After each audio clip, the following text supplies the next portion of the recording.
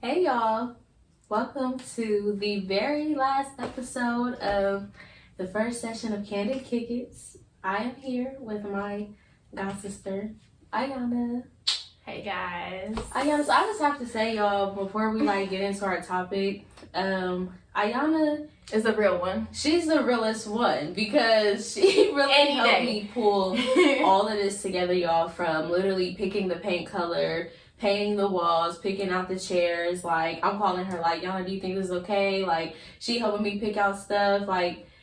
Yana's just been supporting me this whole time. Always. Her family's always supported me in everything that I do. Always. So I am just thankful for you. I'm glad that you are here to do the last episode with me. Y'all, she just wanted orange juice. I got champagne. So we got mimosas. We got mimosas at 6 p.m. Mm-hmm. in the evening. It's okay, because who cares? It's a good time. I spilled it. Clumsy. Fun fact. No, we.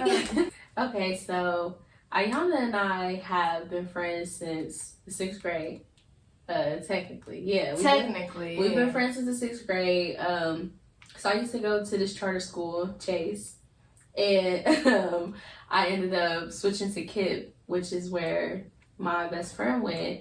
And that's how I met Iyana. Yes. And, yeah, we have been friends ever since then. But we became god sisters over time. Yes, it was real quick, too. And it kind of sounds crazy to be like, yo, this is my god sister now. We just met. But my family took all of them in. Her family took all of us in. Yeah. We call each other's moms. Literally. Dad, it was our siblings. Yeah, it was our houses was the places where everybody went. So we just, I don't know. And I think I don't know, we just became more like family than we were friends than anything. And me and Iyana, let's be real, y'all. Me and Iyana used to go through it, because if she was my friend, she would have been out the door. Same this way. Listen, literally. But I think it's because we were growing up and we were really trying to figure out ourselves. And I think I always say this because Iyana's a Virgo. I feel like Virgos, they stress me. I knew myself, but I had to grow and mature because we both did. A little ignorant, but that's it. We both did, and I think y'all challenge me. Y'all make me want to do better, and I think that's how my Earth sign friends are. They push me, to kind of get myself together. So Iyana had to do growing on her end, but I also had to do growing on my end. I think real short temper, real blunt. I'm still blunt, but I'm respectful with it now. Yes, that's the difference. You gotta balance it out, So yeah, that's how we met. You want to add something? Because I think yeah. Okay, well, I'm Iyana. I'm a real one. That's my introduction. It's nah. No, but for real though, right now, I am a student at LSU. I've changed my major. I took breaks, but now I'm double majoring in African American and African Studies in Fine Arts, concentrating in photography. Okay. So, that's me right now. That's all I got to say about my introduction. That's it? And I'm a lover. Period. But don't test me. Let me stop playing. Not but for real though, that's real. I'm so dead. Iyana and I are going to be talking about God, basically. We are specifically going to be talking about faith and kind of touching on your purpose. But really, we're just going to kind of free flow with it and talk about, honestly, I feel like we're just going to talk about this year, God, life, lately. Yeah. So, thank you for tuning in, sitting down with us. These are our opinions, our experiences. So, hope y'all, vibe with it. So, okay, where are we going? I picked Iyana for this conversation because Iyana's family, has always been, I guess, my the people I go to for God things, if that makes sense. I feel like they were always my praying family. Mm-hmm. We used to go to church when we was younger. Girl. We used to I don't know. Iyana is always hitting me with hitting me with something, like hit me something like a prayer, a scripture, that word, something. And I feel like they have always influenced my life spiritually. So I really wanted to have this conversation with her because she is one of the most faithful people I know.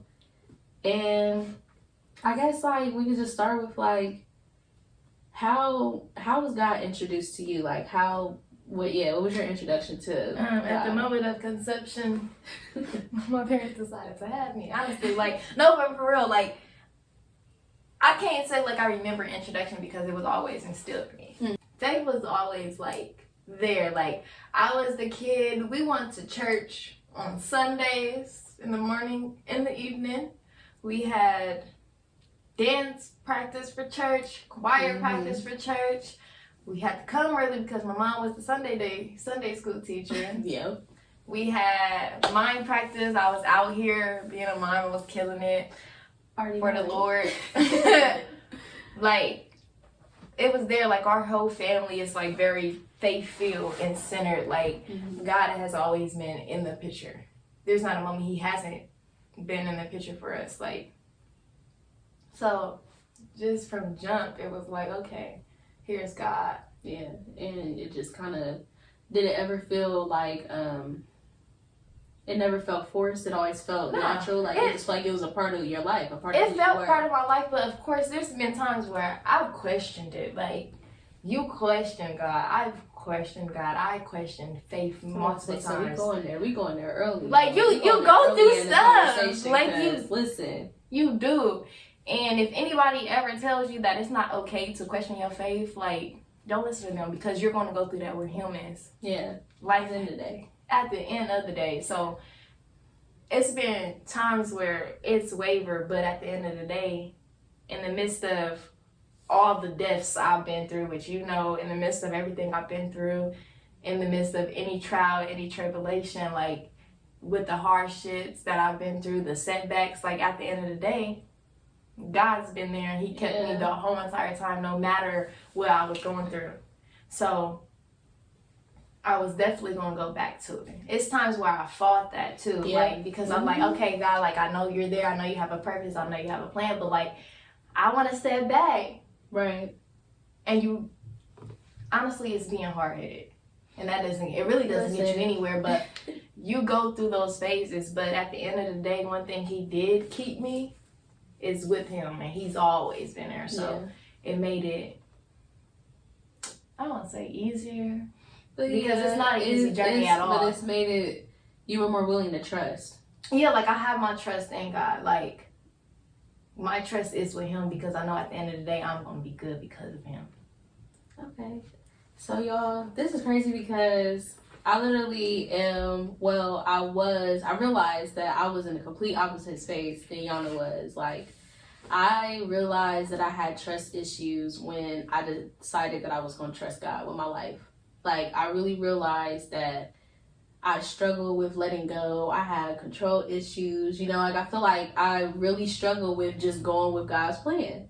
And I realized that this week because stuff was just happening. And I'm like, why? I'm literally asking God, why is this stuff happening to me? And then I sit and talk to myself about it. I'm like, okay, well, this happened because you stayed in a situation longer than you were supposed to. Or this happened because you're not supposed to go back to this place. Like it made me realize that I was thinking that life was attacking me, that life was trying to hurt me.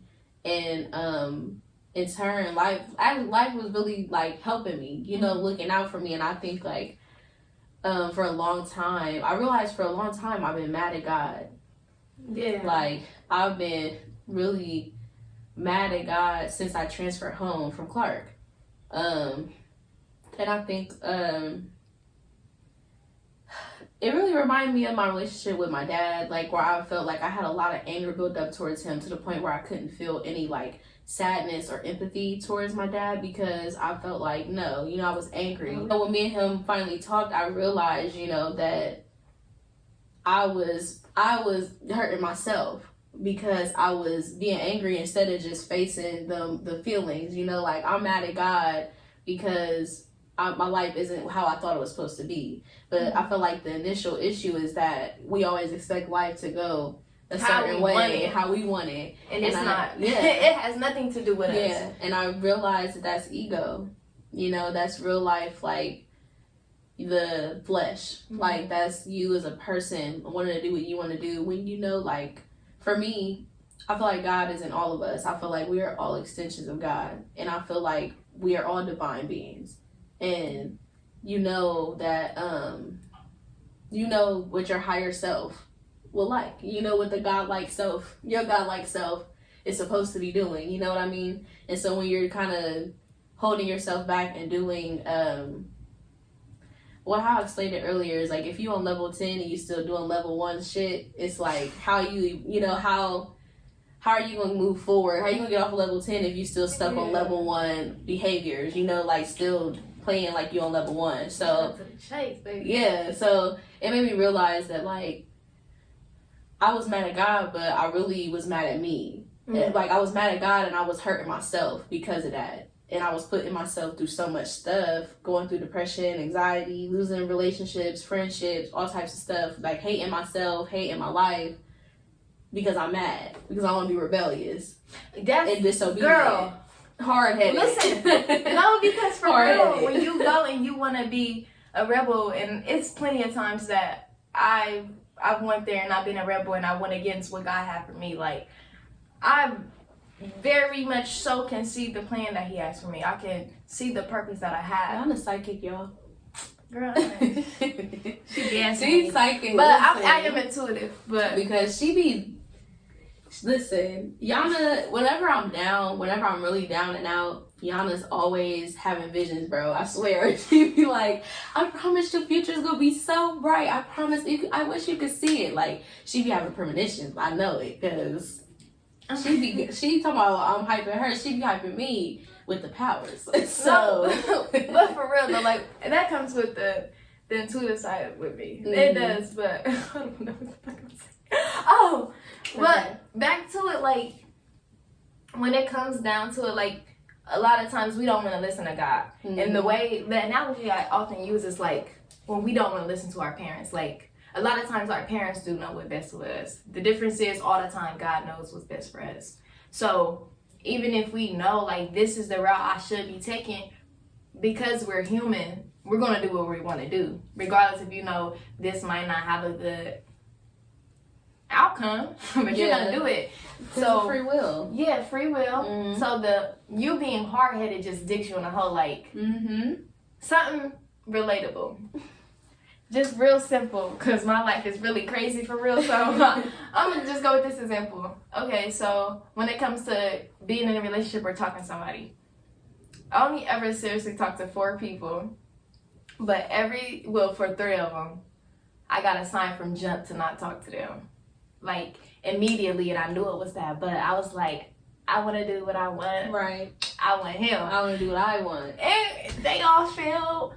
But, like, that's just a small example. Like, it gets larger than that. If you want to, okay, me in school, or me following my purpose. Like, when it comes to making art, like, I don't know if anybody is artists that's watching this, but when it comes to that, you have to be vulnerable.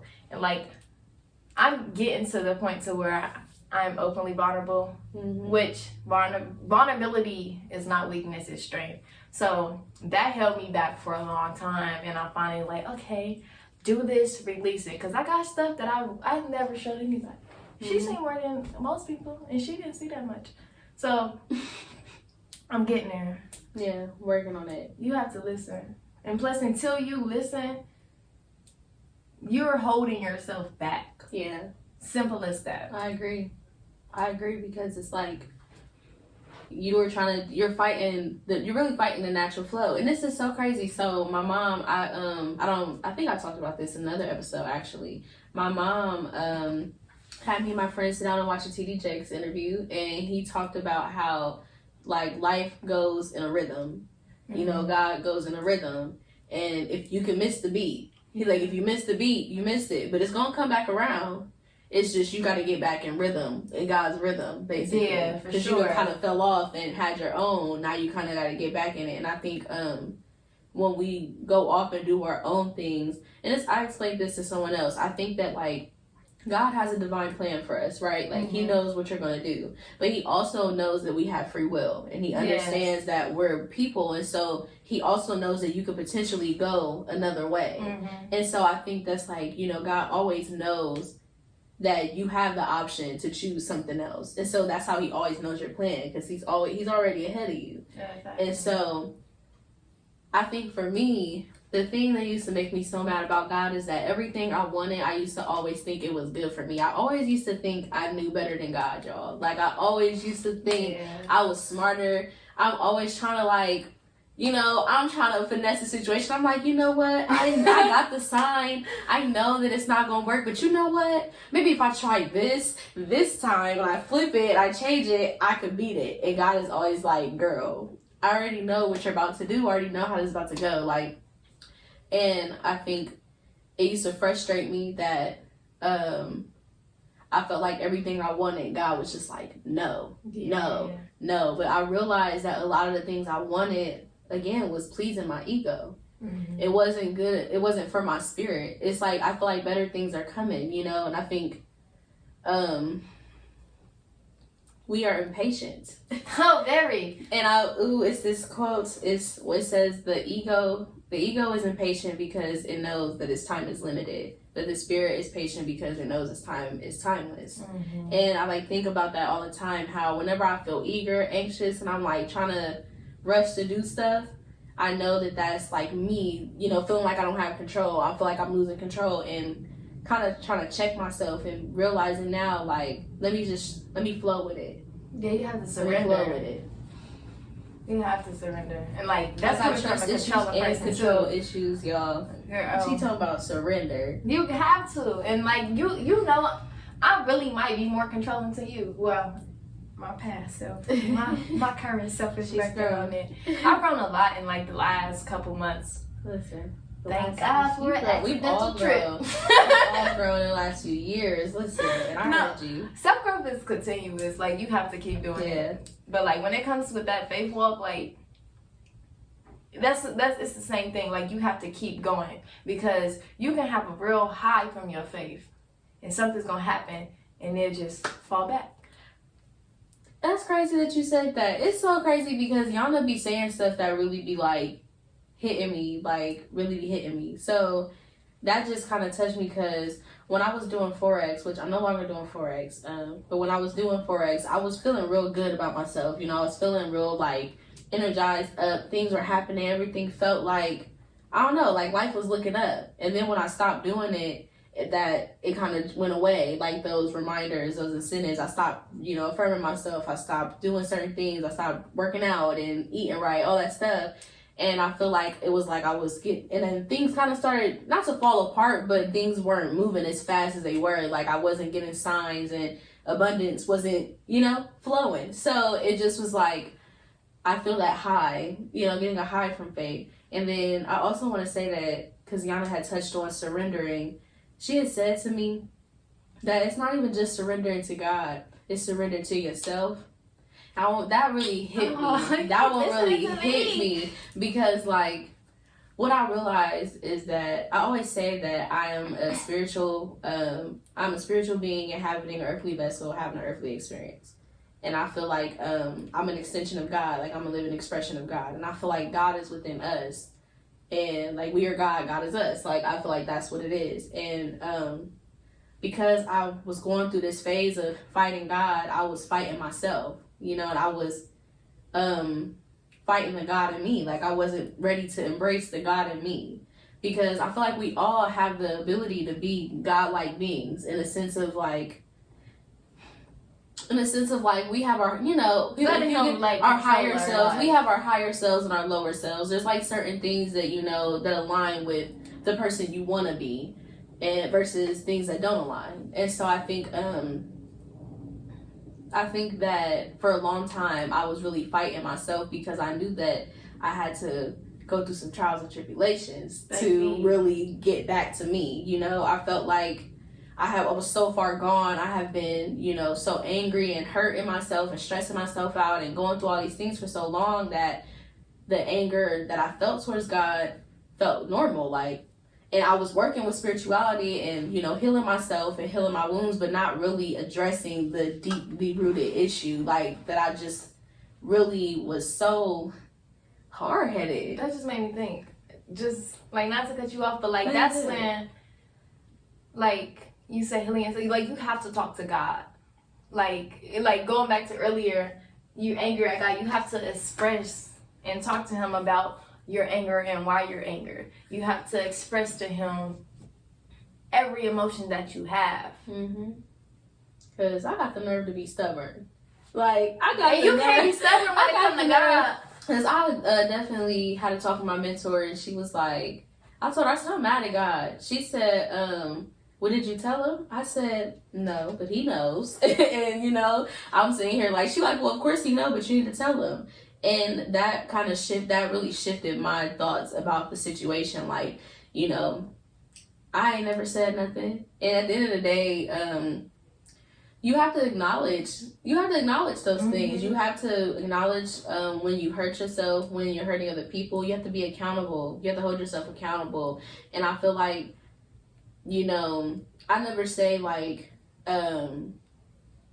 I don't want to say like depression is easy to get out of, or it's like dealing with anxiety is the most easy thing in the world. But I do feel like I drug myself through it longer than I needed to. And when and not to say like, I feel like I just made my problems a lot harder for no reason. Like on myself, like I feel like I would go through things and be like, not this moment is messed up, but my whole life is messed up. Like, oh my gosh, everything is ruined. Like, you know, and I think like I've done that for so long that it's become a part of who I am. Like it had become a part of who I was and how I dealt with my issues. And so I always felt like my life was just like collapsing, like just dramatic. And I'm not, you know, saying again, that depression is easy or anxiety is easy, because it was hard. But I also think that anytime I got into those spaces, I would sit in them and I would spiral and allow myself to kind of, you know, be engulfed in that shit. And so I feel like, I don't know, I feel like it was just something that I feel like I went through for too long, because I got so comfortable in it. You know what gets me through? It's like, I have to remind myself that like, the battle truly is not yours. Like, no matter how much it feels like it's a battle against you or within yourself, the battle is truly God, and God the whole time is there chilling, waiting for you to come to him. Like, let him handle he can't force you to be like, okay, come on, like, let's go. You have to be willing to do so. Right. And then within that, like, a part of what you said, that just made me think, like, you have to forgive yourself. Like, shout out to Pastor Mike Todd, but he's doing a forgiveness series. And when he's talking about forgiveness, like at the end of the day, God is going to forgive you no matter the sin. And you have to do the same with you have to do the same in your life. Like forgive yourself, forgive the other people, because until you forgive, you have this offense. They still have so much control. They still have control over your emotions and how you feel, because you're still angry. You're still allowing them to have some type of like impact on your life. And I definitely, you have to let go. Forgiveness is key. Forgiveness and trust. You have to forgive yourself. You have to forgive other people. You have to remember that God forgave you, and that's what he wants you to do. You have to trust God. Like, first of all, every setback isn't a setback. So you can be so focused on this setback for something that's not even for you. And number two, you can bring upon your own setbacks. A lot of times we are the reason for our setback. Yeah. And what else did I say? It could have been avoided. That hit me. I feel like she's trying to attack me low key. No, I'm just playing. I'm not. But I do feel like I agree that like you kind of bring upon. What did I say? I wrote this today. You become your own torture when you decide to fight God. Yes. Because it essentially, you're fighting yourself. Because you're fighting the natural flow of life. Like, you're putting yourself in a position to be in harm's way because, or be in a difficult circumstance, or be in a situation you didn't want, because essentially you have gone against what the plan was. You've gone against what you were supposed to do. Like, again, we have free will, and God's not gonna be like, no, don't do that. He only gonna show you so many times that dude ain't right for you. He only gonna show you so many times that you hate that school, that you hate that job. Like, he can only do so much until you stuck. Pastor Mike also said this today, and it stuck with me so much, and you saying that made me think of it. He said, everything that you think is the devil is not the devil, it's God touching your faith. And I think that a lot of times people want to have this strong faith, but they don't want to get tested. So when it comes to a test, it's like, ooh, that's just the devil. Like, nah, baby, you need to listen. You need to fight the temptation, all of that. Exactly. Like, I love a test because I catch them all the time. Like, because, I don't know, it excites me because it makes me feel like I'm getting to a point of, like, really growing and evolving from this situation in my life. Like, when I'm tested, I know that I've been moving through the situation, healing myself, and this is the time for me to prove that, like, I've really been doing that work. And so anytime that a test comes up, I'm like, this is a test. I'm about to get, what's crazy though? It's sometimes you can see it instantly, but sometimes you can't see it all the time. Yeah. But, like, you also have to, we come with intuition, and we often ignore that, too. So, like, what is it? It's in your gut. It's in there. It's in your soul. You have to. What is it? Intuition's in your gut, and doubt is in your chest. So if you don't know, like, if it's like, if you feel it in your chest, that one. Yeah, like, if you feel it in your chest, like, if something's hurt, then that's not what you're supposed to. It's really not it. If it's in your gut, that's where it is. Yeah, and the more you live with your faith, the easier you're gonna be able to tell the difference. Like, I agree. That's true. Like, you have to go against the world. The more you try, the more you pay attention, the more you, like, the stronger your faith is. Yeah. The more you can see, like, for sure. Yeah. How does your relationship with God impact your life? Like, how do you feel like God impacts your decision making and how you choose to live? Okay. Number one, let's start with the decision making. Like, I mean, at the end of the day, we all sinners, right? But God being right there, like, and me knowing God, it's some things that I just know that it's not worth it. Like, a lot of things aren't worth it because of God and my faith. I'm leaning more towards stopping to fight what I want to do for myself. Like, I'm going with his plan. And then the most important one is, honestly, if it wasn't for God and my faith, and on top of that, love, which they do go hand in hand because God is love, I would be going crazy, like, extremely crazy right now.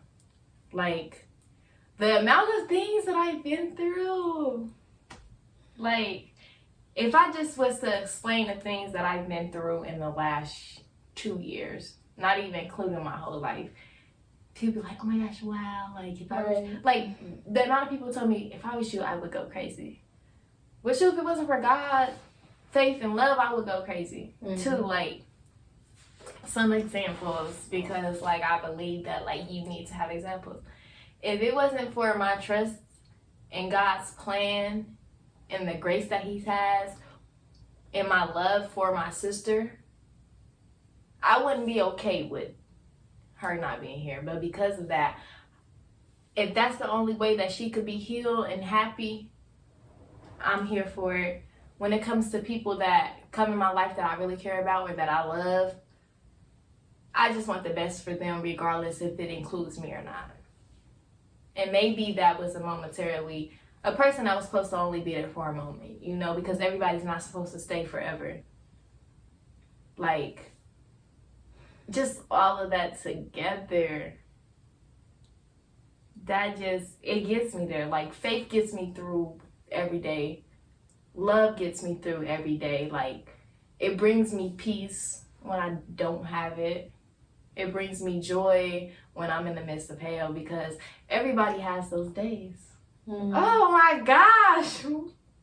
Everybody has those days where you feel like nothing's going to go right. Yeah. Or, for sure, why the hell is things the the way they are, but at the end of the day, like, you get through it, and that faith has got me through it. And when they say all you need is faith of the size of a mustard seed, it's true, because I've had times where my faith wasn't even that big.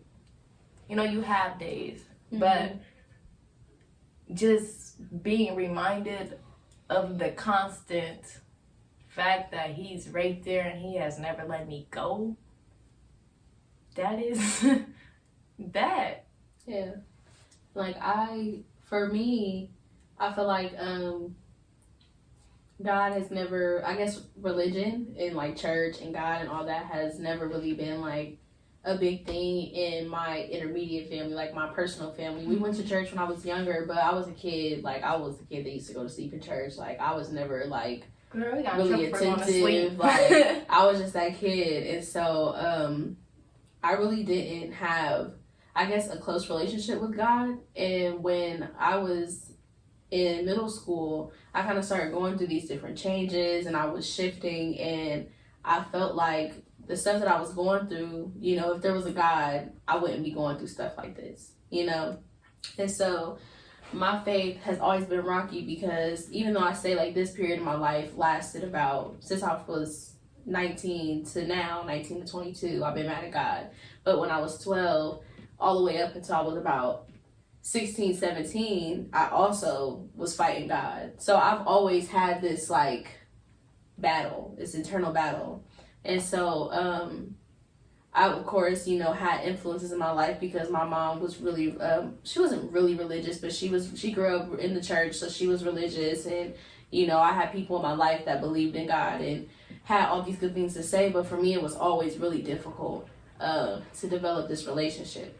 It was just hard for me to really connect with God. And it wasn't until I got into, like, I shifted from religion to spirituality and like really tapping into things that felt real to me at the time. And God has kind of come back in the picture, and I'm still figuring out who God is to me and what God looks like to me.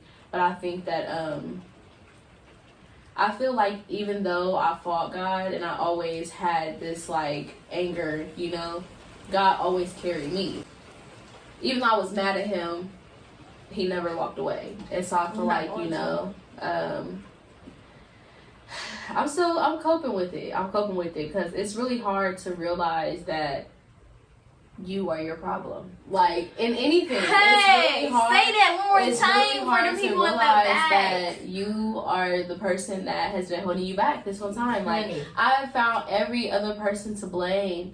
And when I started, like, I was literally in my car yelling at God, like, why is this happening to me? And then I would be like, well, I'm the one who did it. And it's just like, you know, I realized that it's just crazy. It's crazy how, you know, it's crazy how you think you know better and you want to know better.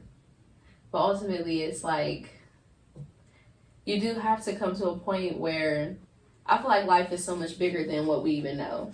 It is. And you have to come to a point where you have free will, but certain things aren't meant to happen at certain times. Or things happen when they're supposed to. It is. And so I think that I just always struggled with letting God just walk with me. I always wanted to be ahead of him.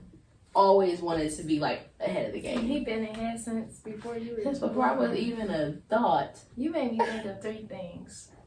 Number 1, what church is a big misconception of what it can be. And if for the people who like to go to scripture, church is literally 2 or more people talking about God. So if you want to be real, we at church right now. So to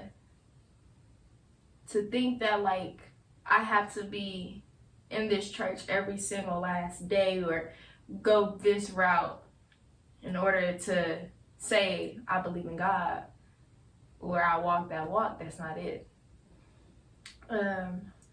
I forgot number 2. But the 3rd thing is like, these mimosas is kicking in, y'all. I'm not gonna lie. I'm hot. It is. I'm hot. I said it is. It is. It ain't kicked in for me, but that's because she was pouring little baby bits. Girl, no, I fill most of the cup with champagne. Don't do that. But anyway, when it comes to like feeling like, why would God allow me to go through the things that I've been through? And that's because you have to go through something to prepare for what He has for you. Mm-hmm. In order to get to your true purpose and your true self, you have to continuously go through things. And everything that I went through, I wouldn't take it back. Because it has shaped me, has built me, and if it wasn't for that, I wouldn't be where I'm at today. Mm-hmm. No matter what it is. Yeah, I agree. It builds character. Yeah. And God will come for the ones that He has the most purpose for. To shape you up to be able to do what He needs you to do. Yeah. Form you, put you through experiences so that you can be a better tool, be a better resource for somebody else. Like, you know, that's when people be like, let them use you. You gotta let them use you. Let them use you. Because no matter how much it will hurt. Because you're going to go through pain. That's a part of life, y'all. Let me tell y'all something. This year alone, I have like gone through the most like healing, you know, that I've ever done in my life, right?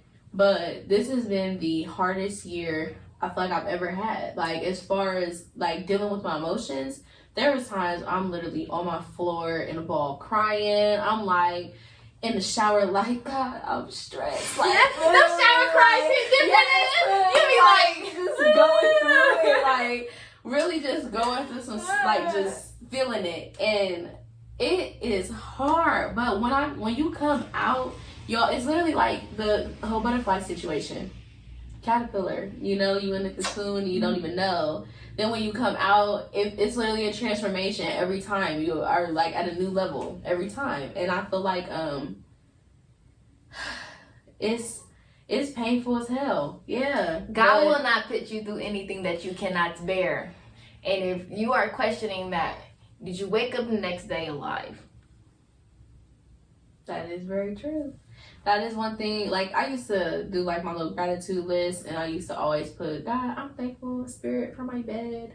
Thankful for my mom, and thankful for, you know, thankful that I have a home. You know, like it's like thankful that I am abundant because I do have all the things that I need. That just made me think, like, when you, especially if you grow up and you not like, because we didn't grow up balling, like we had to struggle.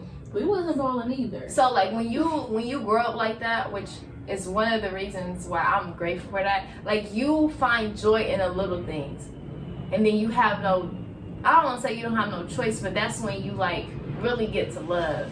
Yeah. Like I can't stress how important love is. It's so important. Man, it's like we didn't get there because my parents were together and they both worked. We were pretty decent, like middle class people. But I think once my parents separated, our circumstances definitely shifted. And I do feel like love is like a core. It's a key factor in like faith, spirituality, love is God, religion. Baby. Like love is a key factor in anything. Like honestly, Iyana, and I'm telling y'all, Iyana and her family really taught me this, like taught me these values, especially like my family, you know, we have this.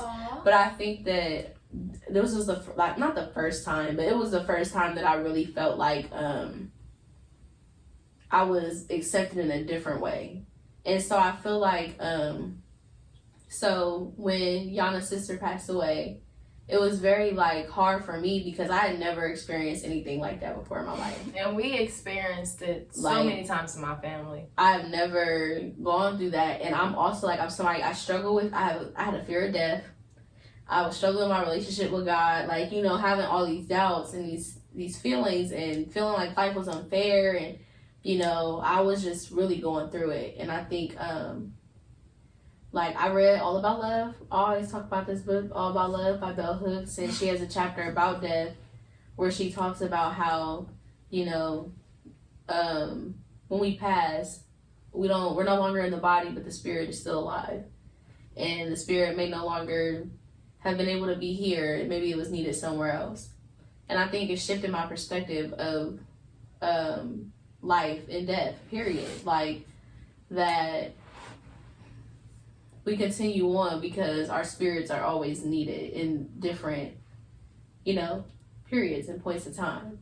And so I think that's where my faith kind of kicked in, I feel like, because I knew that if somebody that close to me had to leave, I knew that, like, of course she was going to be living it up, like, after the fact. If my dream true, which it was real, I know it was. She kicking it. Okay? Yeah, like living life. And I think that's what put me at ease, like, understanding that this life, nothing in life is permanent. Yeah, and then even like everything is temporary. Even like, if we just look at her life, like, she fulfilled the purpose that she was supposed to fulfill. Because she was an amazing person. An amazing person. And like, the realest out there, a great person. Like, man, from like just a great person. But like, when you have that love for a person, you can't do nothing. I mean, of course, you gonna miss them every day. You gonna have your times,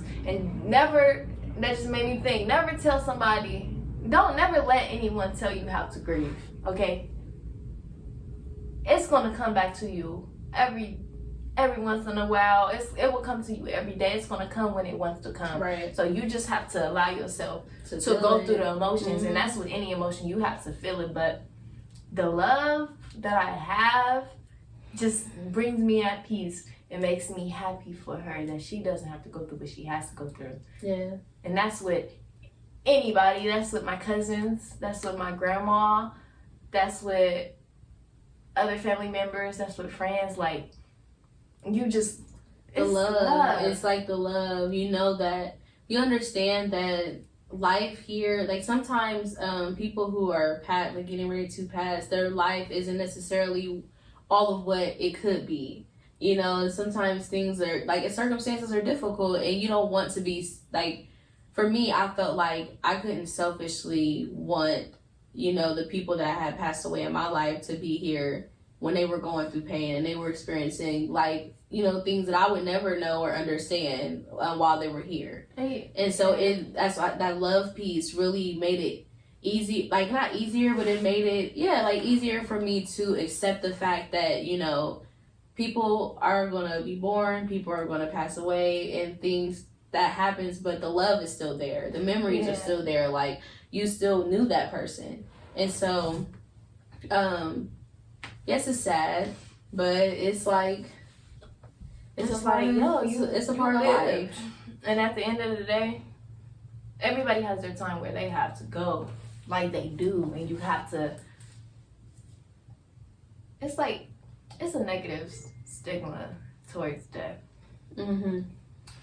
And that's why we all so scared of it.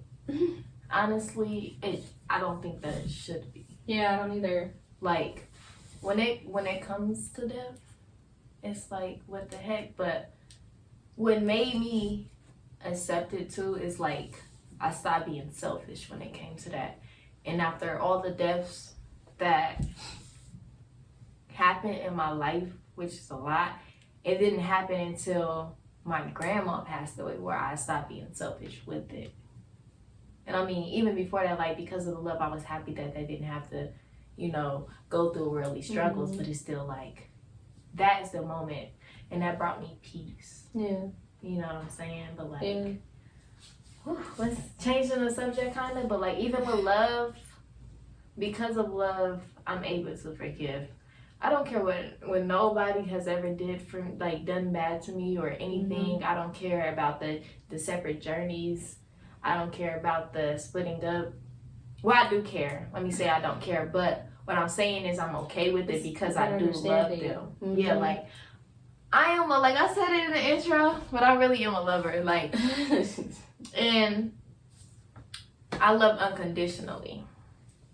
And when you get to that agape love, that godly love, you'll get there. Like, I don't care if you played me for 2 pennies. Like, no, for real though. Like, I'm gonna wish nothing but the best for you. Like, I'm still praying for people that I don't even talk to. But I think with that, you get to that point after you reach a certain level of self-love. Because I think that it's hard to give unconditional love to people and you're not giving it to yourself because you're going to deplete yourself. But I do think that like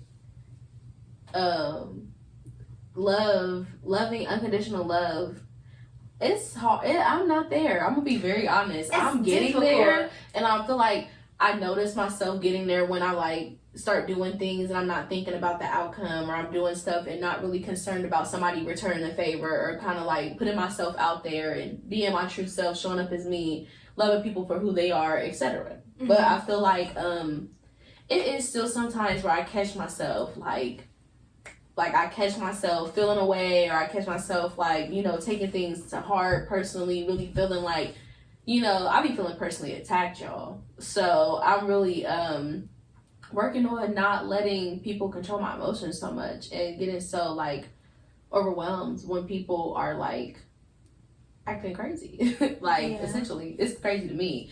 But yeah. When it comes to things so beautiful, like, not to try to make it sound poetic or anything, but it's not gonna be easy. It's not. Love isn't easy. We all know that. Unconditional love isn't easy. You have to get there.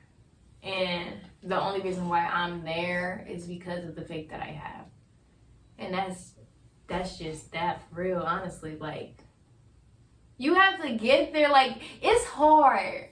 And oftentimes people don't like to talk about how hard it is. But, like, the stance that I have when it comes to faith and it comes to love, and I'm having it unconditionally. Like, I worked for it. Like, y'all didn't see me out here shooting in the gym. Listen, y'all didn't see it behind the scenes. Really putting in that work, okay? The people that I even let in, which, like, I have a problem with letting my guards down. Like, I really do. I'm working on that. I've been working on that. But, like, even they don't even know all the work I put in. Mm-hmm. But, like, Alana will tell you the growth that I have. But you have to be willing to put the time in to get there. Mm-hmm. If you're not willing to put the time in, it's not going to happen. Like, yeah. I think the faith without works is dead. Faith without works is dead. And people be thinking that, this is what bugs me about people, y'all, that they feel like they always want to make you the problem. And that really bothers me. I know this is a little off topic, but this is kind of on topic. It bothers me that people are so okay with not taking accountability for how they make other people feel. Because in certain situations, I get it, like, a person's wrong. But a lot of the times when you get into it with people that's like your friends, your family, relate partners, stuff like that, both parties are doing something wrong. It takes two to tango. It takes two to tango. And if you're not willing to hold yourself accountable for the decisions you made, then don't be bringing nothing to me. Because I feel like, for me, I feel like I love accountability. I love holding myself accountable. Because I feel like if I hurt you, I want to know. If I do something to make you feel a way, I want to know because I want to fix it. I don't want anybody in my life to ever feel like I'm purposely hurting them or trying to attack them or anything. But if you just like acting like you ain't never did nothing, the world, like, it's just me, I'm at fault at all times, I can't get with that. I feel like people are really it's hard for you to hold yourself accountable because you don't want to be wrong, or you don't want to accept the fact that you were wrong. It's a pride thing too. Yeah, it's an ego. And then what accountability? If you're not communicating, it doesn't mean shit. Yeah, like, it doesn't mean anything at all. Like, you have to like take your personal accountability. You have to share what you did wrong with the other person. Like, communication is key. Like, communication is so important. Like, the amount of things that you can avoid if you communicate is a lot. Like, everything should be communicated, not even just your positive feelings. Yeah. Your negative feelings as well. If you feel some type of way, communicate it. Like, one thing don't hold it. One thing I ain't gonna do is hold it. People who know me for real, but that just made me think, like, a lot of people preach communication, but they only preach communication when it's positive or it benefits them. If you can't communicate when shit gets sticky, there's a problem. Also, people don't know how to communicate effectively in a ways that works for their partner. So, like, for me, I understand, like, the way I need to communicate to you is different than the way you're going to have to communicate to me. Exactly. Because we're two different people. You can't communicate to me the way you want to. You know, you can't love me the way you want to. You can't. It goes right back to God. You can't have God in your life the way that you want to, in a sense of like how you think life is supposed to go. Not saying that not saying that your relationship with God is not personal, it's not your own. But I'm saying that it's like a lot of times we be coming up with all these plans, we have our own agenda of how everything is supposed to go, and then when it doesn't go that way, it's like whatever. We're over it. Forget it. But it's like, it's like I think you eventually, the more you align yourself with God and with Spirit and with yourself, the more you'll start making decisions that are better for yourself, like decisions that are aligned with your plan. So like if you, like I said, if you on level 10 doing level one stuff, you're not aligned. But once you're up here on level 10 doing level 10 stuff, you are going to eventually move to level 11 because you are finally doing stuff that's aligned with who you are. And I think you eventually get there the more you do it, you know, the more that you put yourself out there. And that goes to understanding. Like, understanding is an important part of it. Rather, if you're talking about the way we communicate, in order to even get there, we have to understand each other. We have to get to know each other. When it comes to our faith, you have to understand what you're getting yourself into, understand how it works. You have to understand, because if you don't have understanding, you can't accurately do it. So if you don't comprehend what's actually being said, then it's like, why are we even talking? Because you don't get it, because you're not getting it. So you know how he said, I feel like you just talking to me. You know, one thing I prayed for is that what I said hit you, because what you were going through. So I'm glad that it's hitting you. Listen, y'all, I'm stubborn when it comes to God, and I'm glad it's hitting me too. I am, but I really am. Like, it's a struggle relationship. I'm working on it because I feel like I've been defiant for so long. So anytime I do something that I feel like is aligned with my higher self, I kind of be like, I'll be happy, but I'm like, now that I'm realizing what it is and what it's been, I'm kind of like, whatever. It requires discipline. And I always thought that I wasn't disciplined, y'all. Like, I always say faith and discipline. Like, you know, that's the two things that I feel like are essential to having, like, you know, a balanced life. You know, being faithful, being disciplined. And I always said I don't have discipline. I always feel like I wasn't disciplined enough. But I started to realize that I am far more disciplined than I thought I was. Like, I learned that I can save more money than what I thought I could. I could, you know, maintain my life. Like, even though I ain't working right now, I'm in school, I'm still like afloat. Like, I realized that I'm like drinking water now, eating better, you know? Like, I'm realizing that my friend told me that you just stop trying and you just do it.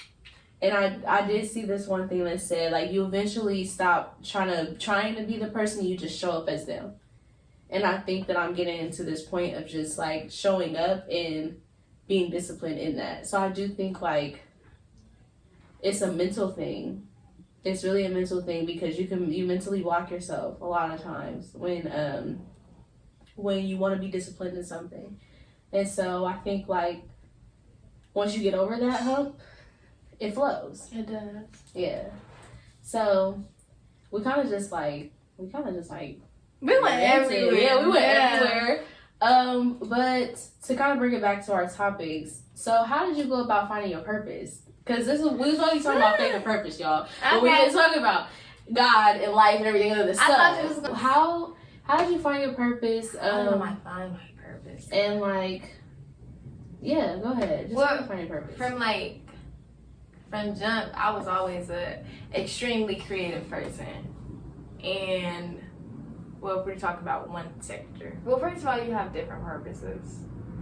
Let's put that out there. But y'all see her Virgo wave is coming out. So extra. Talk about, first of all, there's different purposes. There are. Like, I'm gonna stop attacking her for being a Virgo, because I love this about her. But I think it's so funny that she, like, She's literally. This is what I gotta do every time, but I love it. Okay, so when it comes to art, I've always been a creative person.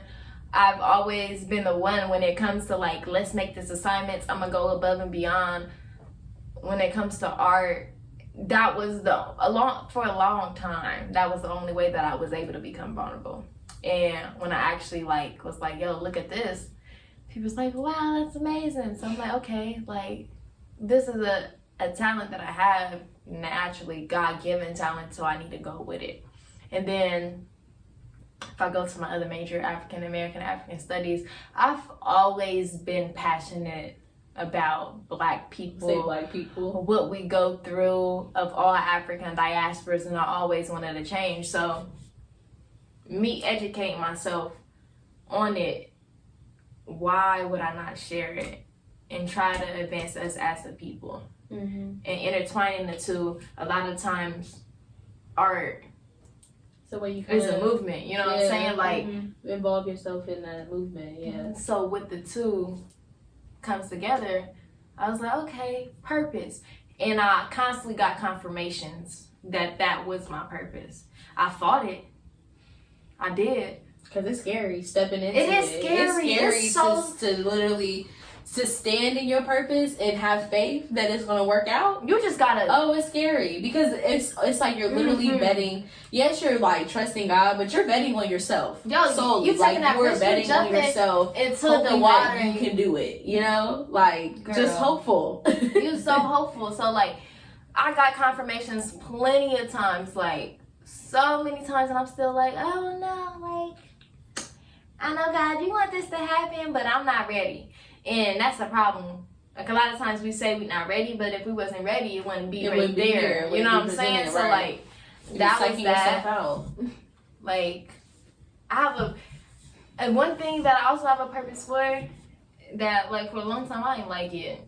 And sometimes I still don't like it. It's like, I am here to help and heal people. Man. And baby, listen. Be showing on this part. I'm like you know, I feel you. It's like, oh my gosh, like I attract people with problems, and I am that friend to help people. We all got problems, but you know how it's different because everybody got problems, but it's always that friend that like, you know, they deal with some crazy stuff. And just imagine that's all your friends. First of all, why she trying to play? Why she trying to play like her life is just no? But that's the thing. It's not my life isn't bubblegum. I come with a lot of problems, but so it's already. So you're saying it's already a lot that you have your own problems, and that's what I say about relationships too. It's all relationships because at the end of the day, you're merging your life with another person. Listen. And I feel her because I was just grappling with this because you know I got an opportunity to teach, and I'm like. My whole life, I was told I was going to be a teacher, and I'm always like, but what? No. And the fact that this is, like, the opportunity that I have, I was like, oh, my gosh. Like, this, and, you know, I worked at a Boys and Girls Club, and I really enjoyed doing that, but I like the free flow of it. And I felt like teaching is going to be a little more rigid. I'm like, I'm not going to have, like, I had all these stipulations or whatever. I realized that, like, sometimes, even if you don't want to, because honey, I don't want to. You don't want to. Like, I really don't. You have to be that voice. You have to be that person. And that's why you moved through those experiences and you went through those things, because you have to be the voice of reason for somebody else. Like, I love being a mentor, even though it's hard. Like, it takes so much energy. It's hard. It does. Oh, it really does. And it's like, especially when it's people you really genuinely care about, and you know their heart, you know what they're going through, and you want to help them. But it's like, I've gotten to a point where all I can do is offer my services, and if you take it, cool. If not, I let it be what it is, because you can't help everybody, and you can't lose yourself trying to save everybody else. Like, you can't lose yourself trying to fix everybody else's problems. Another thing, like when it comes to even helping people, like, I'm a nurturer. Like, as tough as I am, because I am tough and blunt, like, I mean, when I'm not really mean, for real. I'm really a nice person, so don't let her lie to you. If I have to be, I will. She alright. Don't feel like I'm not nice. I'll be giving people chances. She is nice, y'all. But when it comes to like nurturing, like I'm a pretty good nurturer. Or I don't know, maybe that just comes with the fact that I'm supposed to be helping people. Right. Yeah. But like, and when it comes to kids, like kids love me. I love kids. Love them so much. Like y'all, one day I'm supposed to be a mom, and I'm gonna have 5 kids. Oh Lord, so here we go. That's my purpose, to be a mother too. And I think that could be a purpose as well. That's what is it? That's a role. That's an effective role. It's important. I definitely think that could be a part of your purpose, being a parent, like, being a mother. Some people only think of purpose in the career sense. Big scape or the career sense. Like, you have different purposes. Like, that's what I gotta say to that. Yeah. That's that. But so do you think like God had an impact on, I guess, like, do you feel like their faith encourages your purpose? Like, do you feel like your faith puts you in a position to feel confident in your purpose in yourself? For sure. Because if it wasn't for my faith, I'll be doing what I want, for real. And the faith gives you confirmation. The faith, when you have faith and you ride on that faith, like, all the way riding on it. The door not open, your foot out the door. You riding a motorcycle on the freeway. You know you can't have nothing hanging. Right. But when you do that, your life go how it's supposed to go. I agree. And holding on to that faith and trusting God, it gets there. And if you listen, because God will talk to you. If you listen, it's the only way you're able to hear it. Yeah. He'll talk to you in different ways. Even though I'm stubborn, I already know, like, that if you have faith and trust in God, then your stuff it's gonna ride out. You're gonna be all right. And so I feel like ultimately, I feel like I'm a little more centered. Like, my faith's a little more centered, but I do think that it shakes, it ebbs and flows, and it's gonna shake. It's not a smooth ride. If everything was smooth, what would be the point of us even going on Earth? Like, going instead of just, let's just all live this life in heaven. Like, life's not gonna be easy at all. It won't be. If that was the way everybody would want what they want, like, they would get what they want. But it's not even possible for everyone to get what they want. So it's gonna be a roller coaster for sure. And it's gonna be times where you feel like you got more dips than you got highs. But when you get to the top of the mountain, it's worth it. And even from that mountain, you can go down and get back up. Exactly, because life is a roller coaster. It really is. And it don't go, it be like all over the place. So it's what I'm really like, but I'm really taking away from this year, everything that I've gone through. I'm really just going with it. Just flowing with it. Shout out to coronavirus too, because I mean, okay. Shout out to Corona, but not shout out to Corona. Like, shout out to Corona, but you know. Listen, God did something this year. Yeah. For me, He sat me down because of what I did was I kept myself busy so I didn't have to face what I was going through. And with that sit down, I faced all of it. I let myself feel. I end up I don't want to say this. I ended up meeting somebody that helped me through to even get to this point too, which honestly, if it wasn't for coronavirus, I wouldn't have been talking to nobody. If it wasn't even for that, I wouldn't have been able to do the things that I've done, because I wasn't stopping for nobody at all. Iyana be moving. I be moving. If Iyana is not working, taking pictures, babysitting, taking care of her mom, her family, running around, she sleep. Like, that's it. But she's always, Iyana is like this. And so when Corona happened, I really think we all was just like, it was okay, like, well, I'm stuck in this house. Like, it got so bad to where, okay, so spring break happened. And we like to come back. We never came back. Okay. Right. And I had to grieve for the first time. And I had to deal with everything for the things that I've pushed in the back of my mind that I said I would never deal with and try to ignore, which once you suppress things, they only gonna become worse. They become big balls of mess. Say that. It just becomes a mess. Yeah, I was doing terrible in school, honestly. I had to write my teachers and be like, listen. And then with my faith in okay, it's gonna be okay, this happened for a reason, I picked it up, finished strong. This semester is going pretty strong, other than one class. I don't really understand what he's talking about. He don't even know how to work Zoom, but we're not going to talk about that. But we're not going to talk about the Zoom troubles. I had to trust God in the plan that he has for me in order to get what I am.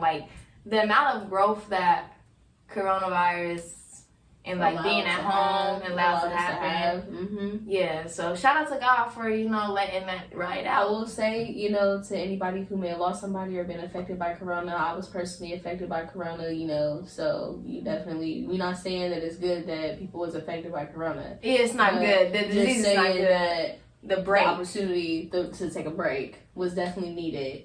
It definitely was essential. It was. So, Iyana and I we just tend to talk in circles, y'all. When we talk to each other, I don't know, we kind of just, yeah. This was a good conversation. Yeah, it was really more random than that. Yeah, we kind of kept it together. We did good. We did. But I do want you to share, maybe share before we go, because y'all, it's getting late and we're gonna wrap up this episode, the last episode of the session. We didn't make it too long for y'all either. Yeah, we make it too long. I guess tell the people how you stay faithful in God. Give us three bullets. How do you stay grounded in your faith? Disclaimer: everybody's different. Right. Most important. Okay, 3. Number 1 is I constantly remind myself of the grace that he's given me, the higher purpose that he has for me.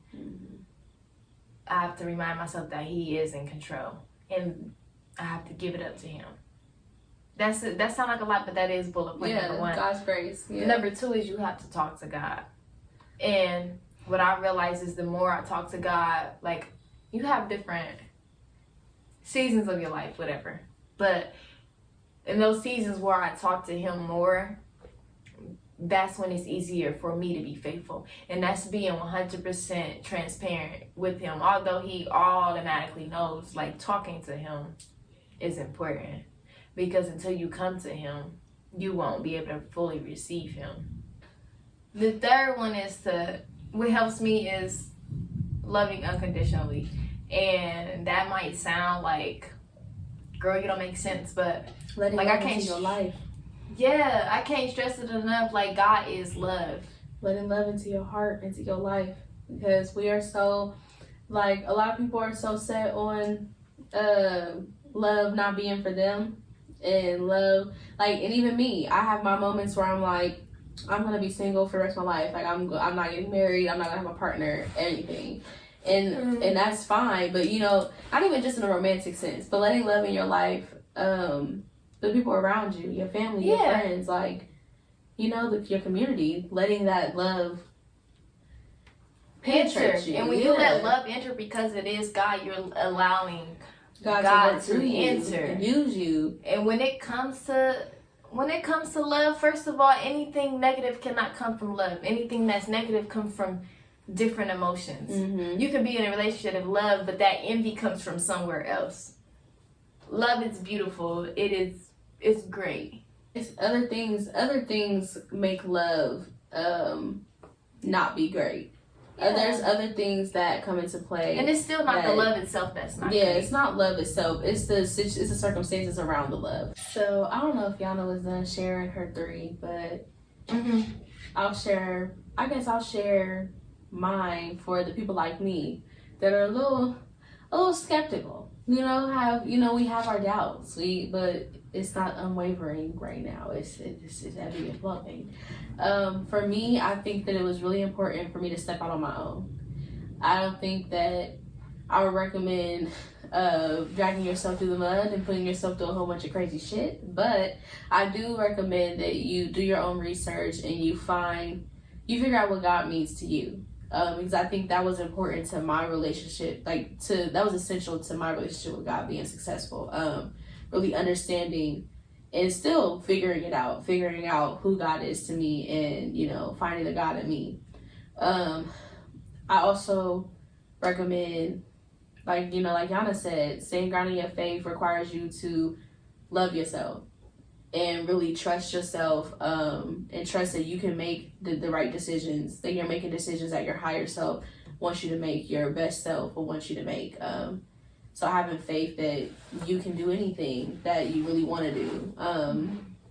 So trust, love, self-love, trust. Yeah, I think that's my third one. Trust. So trusting that you are capable, but also trusting that if you are here today, then God has been with you this whole time. And that if you're not here today, you know, if you weren't here today, then God wouldn't be by your side. And just remembering that, you know, everybody has hard times. You're going to go through hard times, but understanding that those times build character. What is it? They said valleys teach you lessons that mountaintops could never teach you. And I really do feel like that. You know, like I do feel like that's very true. Like, you know, sometimes you have to hit the bottom to really, you know, go up. Yeah. So trusting that just because you're at the bottom doesn't mean that you're going to stay there. When you're at the bottom, the only way you can go is up. So having faith and trusting God and being disciplined enough to do the work that's necessary and staying hopeful. Yeah. So yeah. It's the end of Candid Kicking. Season 1. That's session 1. That's okay. Season 1, session 1, interchangeable. Watch the rest of them.